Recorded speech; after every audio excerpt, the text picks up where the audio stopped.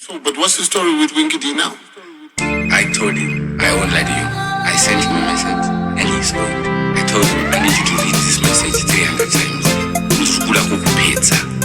You said that? I told you. Bakabakadea, etaton mbiri mwana anyesera nekeria ya wingi akutaura zvekuda kumupedza mabanditi godfather akufudi kumfana yochipasa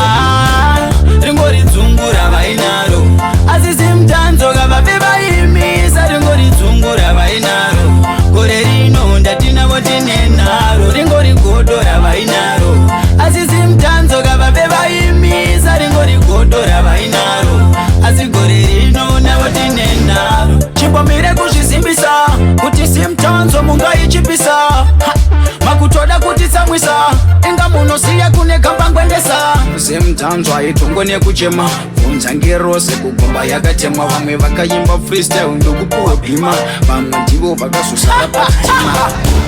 ringori dzungu ravainaro asisi mtanzo kavabe vaimisa ringori dzungu ravainaro gore rino ndatinavo tinenaro ringori godo ravainaro asisi mtanzo kavabe vaimisa ringori godo ravainaro asi gore rino navo tinenaro tega ndigoniwa nimakaiterera nawana demo yacho mukungoterera uya nonzi woditeni ngaasaterera ngaaziye zvakimupambi nomunyengera vamwe vakutiza kumba kuya kuzobhengera pasteji ndotanzere anakacha kuimba vakavhura ziso kuita kunge vane ndotanzere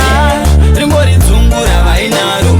asisi mtanzo kavabe vaimisa ringori dzungu ravainaro gore rino ndatinavo tinenaro ringori godo ravainaro asisi mtanzo kavabe vaimisa ringori godo ravainaro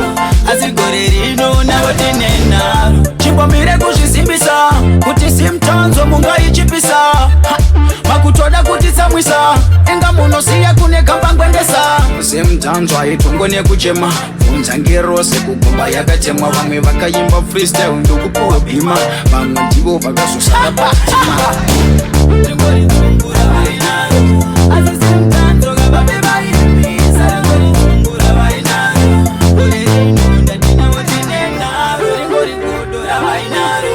asisi mtanzo kavabe vaimisa ringori godo ravainaro asi gore rino navo tinenaro.